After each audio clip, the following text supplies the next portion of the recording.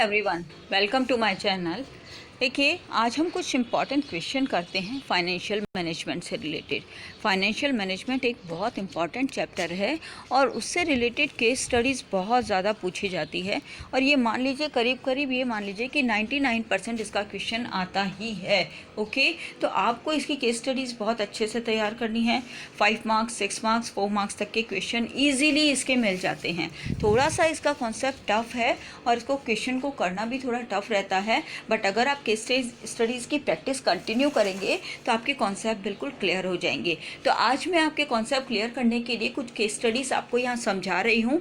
अच्छे से समझिएगा, साथ के साथ नोट्स भी बनाते रहिएगा ताकि आपके जितने भी डाउट्स हैं वो क्लियर हो जाएं। तो पेन पेपर लेके बैठिए और क्वेश्चंस को आज हम सॉल्व करते हैं। तो स्टार्ट करते हैं हम अपना क्वेश्चंस। चलिए स्टार्ट करते हैं। फर्स्ट क्वेश्चन देखिए, PVR is a renowned multiplex operators in India. PVR cinema को आप जानते ही हैं। ओके, तो ये मल्टीप्लेक्स ऑपरेटर है इंडिया में बहुत अच्छे लेवल पे।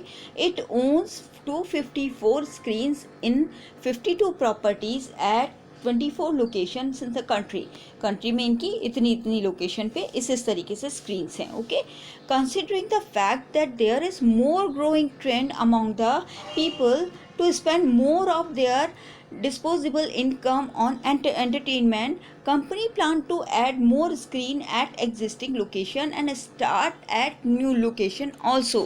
क्या डिसाइड कर रही है कंपनी? प्लान कर रही है कि जिस तरीके से इंडिया में लोग एंटरटेनमेंट को ज़्यादा पसंद करने लग गए हैं, तो क्यों ना और ज़्यादा स्क्रीन्स बढ़ाए जाएं।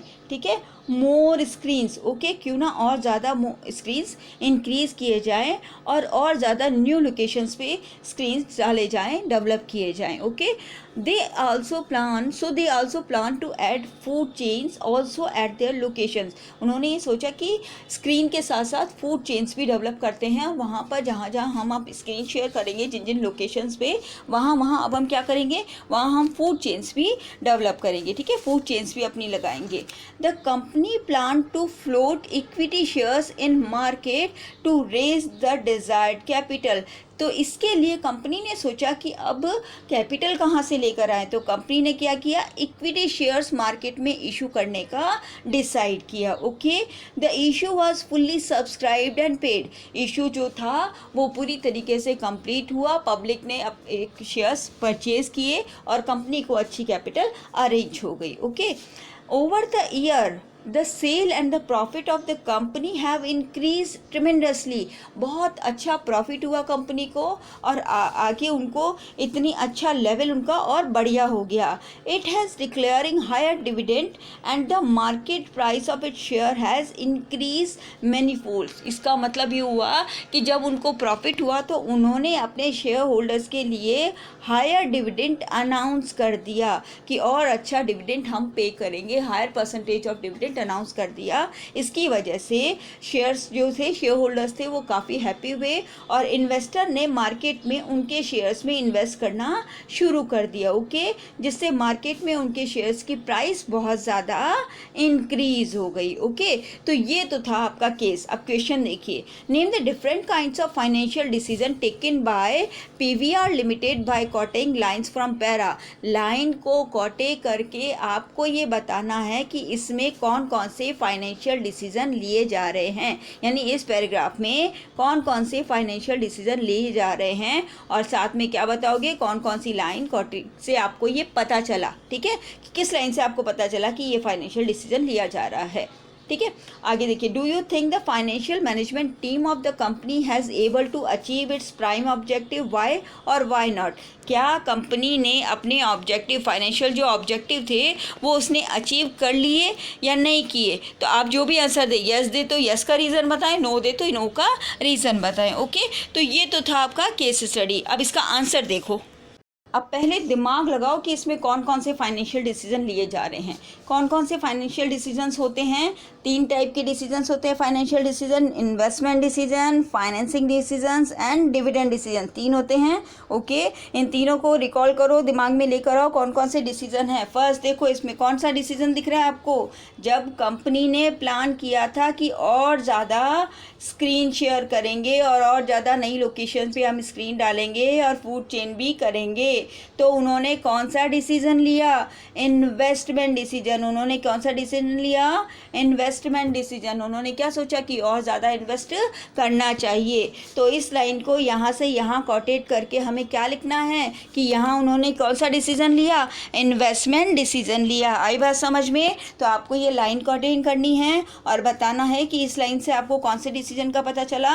इन्वेस्टमेंट डिसीजन का पता चला। नेक्स्ट देखो, the company plan to float equity shares. कंपनी ने प्लान क्या किया कि इसके लिए इक्विटी शेयर्स इशू करेंगे, okay, in market to raise the desired capital. इसके लिए वो क्या करेंगे? इक्विटी शेयर्स इशू करेंगे। और ये कौन सा डिसीजन है?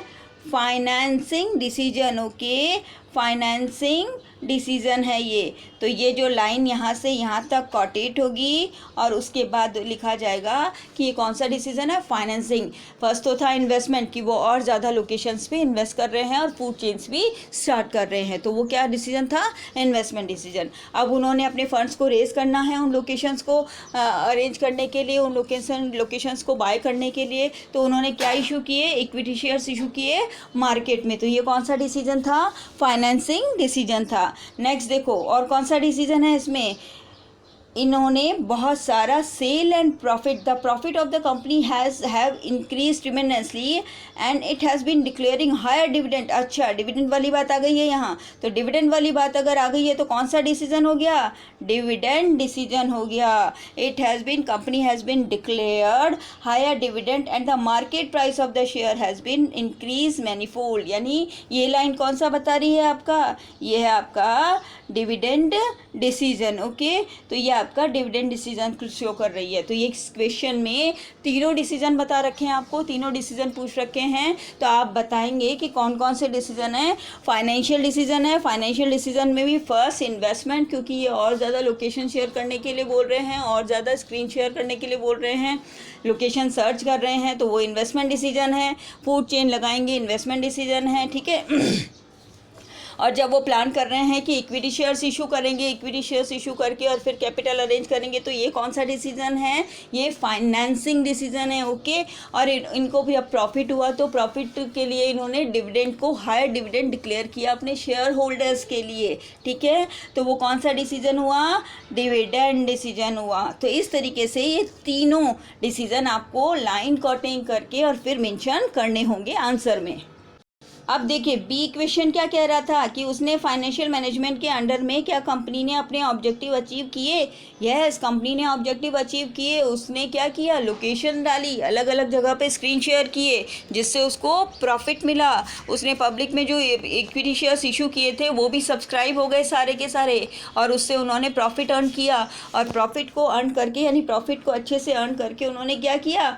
हायर डिविडेंड अनाउंस किया, जिससे उनकी मार्केट में शेयर्स की रेट इंक्रीज हो गई। सो दैट आपका आंसर का क्या होगा? Yes, as price of it share has increase manifold. As prime objective of financial management is maximising the wealth of equity share holders, okay. तो equity share holders की wealth increase हुई क्योंकि उनको higher dividend announce किया गया, okay. तो आपका answer yes में होना चाहिए इसका। तो समझ में आ गया ये क्वेश्चन पूरा आपको। इस तरीके से आपको लाइन कटिंग करके तीनों डिसीजंस बताने हैं और फिर लास्ट में ये बताना है कि फाइनेंशियल मैनेजमेंट के अंडर में वो अपने ऑब्जेक्टिव अचीव कर पाए या नहीं कर पाए। तो आपको यस में आंसर देना है, क्योंकि इस केस में सारे ऑब्जेक्टिव अचीव हो रहे हैं। नेक्स्ट क्वेश्चन देखते हैं। नेक्स्ट देखो, XY limited is registered with an authorised capital of 10 crore, okay. The paid up capital of the company is ₹6 crore. Company की ऑथराइज कैपिटल कितनी है? 10 करोड़। उसमें से कितना इसने पेड अप कर लिया? 6 crore. The company was facing shortage of fund, fund की शॉर्टेज महसूस हो रही है उसको, ठीक है। The management of the company decide to raise fund by issue 1 lakh equity share of ₹100 each. The issue was fully subscribed. After this, it was realized that the fund raised were excess of the actual requirement. क्या हो गया? पहले तो उन्होंने जब issue करके और जब उनके पास 6 करोड़ का फंड आ गया था, पेड अप कैपिटल आ गई थी, तब उनको लगा कि यहाँ पर शॉर्टेज है फंड की, ठीक है। तो उन्होंने 1 लाख इक्विटी शेयर्स और ज़्यादा इशू किए। तब उनको क्या लगा? तब बाद में उनको रियलाइज़ हुआ कि यहाँ पर क्या हो गया है? एक्सेस हो गया है फंड्स का, okay. Now identify and and define the concept which was not considered by the company before deciding amount of fund to be raised. क्या कंपनी ने पहले से ध्यान नहीं रखा, फंड को रेज करने से पहले किस चीज़ का ध्यान रखना चाहिए था? यहाँ पे क्या मिसिंग है, क्यों गलती कर रही है कंपनी, ऐसा क्या हो रहा है जो कंपनी मिस्टेक कर रही है? समझ में आई बात? यहाँ पे क्या नहीं हो रहा, यहाँ पे फाइनेंशियल प्लानिंग नहीं हो रही, और प्लानिंग नहीं होने के कारण ये प्रॉब्लम आ रही है कि कंपनी ने फंड्स को रेज करने के लिए प्लानिंग नहीं की, और उससे कभी तो शॉर्टेज हो गई और कभी एक्सेस फंड हो गया, क्योंकि फाइनेंशियल प्लानिंग मैनेज करती है फाइनेंस को, और वो फंड्स की एक्सेस भी नहीं होने देती, तो शॉर्टेज भी नहीं होने देती, वो रिक्वायरमेंट के अकॉर्डिंग फंड्स को अरेंज करने में हेल्प करती है। तो आपसे पूछा गया है कि कौन सा ऐसा मैटर है, फैक्टर है जो यहाँ पर कंसीडर नहीं किया गया है, तो आपका आंसर होगा फाइनेंशियल प्लानिंग। ठीक है, फाइनेंशियल प्लानिंग बताएंगे और फिर फाइनेंशियल प्लानिंग की डेफिनेशन देंगे कि फाइनेंशियल प्लानिंग हेल्प करता है फंड्स को अरेंज करने में और उसकी प्रॉपर रिक्वायरमेंट में, फंड्स की प्रॉपर रिक्वायरमेंट को मैनेज करता है कौन? Financial planning. ओके, तो ये इसका आंसर फाइनेंशियल प्लानिंग होगा। अब देखिए एक और question, the return on investment ROI of company ranges between 10 to 12% for the last 3 years। Okay, to finance its future fix capital needs. अब कंपनी की जो नीड्स को पूरा करने के लिए कुछ फिक्स कैपिटल की ज़रूरत है। It has following option for boring debts को अरेंज करने के 2 ऑप्शन उनके पास हैं। एक तो वो ऑप्शन ए से ले सकते हैं जहाँ पर रेट ऑफ इंटरेस्ट है 9%, एक उनके पास ऑप्शन है ऑप्शन बी जिसमें वो रेट ऑफ इंटरेस्ट है 13%। ओके, विच सोर्स ऑफ डेब्ट ऑप्शन ए और बी इज़ बेटर? आपको ये बताना है कि ऑप्शन ए या ऑप्शन बी में से कौन सा उनके लिए बेटर रहेगा, और फिर क्या बताना है, रीज़न बताओ कि आपने ए बताया तो क्यों और बी बताया तो क्यों। ओके, तो इस टाइप का क्वेश्चन आता है, ये 1 mark का क्वेश्चन है, इजीएस्ट क्वेश्चन है, बस थोड़ा सा कंफ्यूजन क्रिएट करता है। अब देखो इस क्वेश्चन में क्या बता रखा है, आपको रेट ऑफ रिटर्न बता रखी है कंपनी की, कितनी बता रखी है, 10 to 12%। ओके, अब उन्होंने क्या लेना है और इशू कर रहे हैं किससे, डेब्ट से, डेब्ट्स ले रहे हैं, वो बोरोड फंड ले रहे हैं, डिबेंचर्स इशू कर रहे हैं मार्केट में, अब या फिर लोन ले रहे हैं कहीं से, ठीक है, बोरोड फंड से ले रहे हैं। तो अब उनके पास ऑप्शन 2 है, एक तो रेट ऑफ इंटरेस्ट इसमें 9% और एक है रेट ऑफ इंटरेस्ट 13%। अब कौन सी लेनी चाहिए उनको, कौन सा ऑप्शन चूज़ करना चाहिए, जिसमें रेट ऑफ इंटरेस्ट ज़्यादा है या जिसमें रेट ऑफ इंटरेस्ट कम है? दिमाग लगाओ, अच्छे से बताओ सोच के कि किसमें रेट ऑफ इंटरेस्ट ज़्यादा वाली ज़्यादा अच्छा है या रेट ऑफ इंटरेस्ट कम वाली अच्छा है। तो उल्टा मत सोचना, ये रेट ऑफ इंटरेस्ट है, ये रेट ऑफ इन्वेस्टमेंट नहीं है, रिटर्न ऑन इन्वेस्टमेंट नहीं है, ये रेट ऑफ इंटरेस्ट है। तो इंटरेस्ट की रेट ज़्यादा होगी हमारी तब ज़्यादा अच्छा होगा, या इंटरेस्ट की रेट कम होगी जब अच्छा होगा?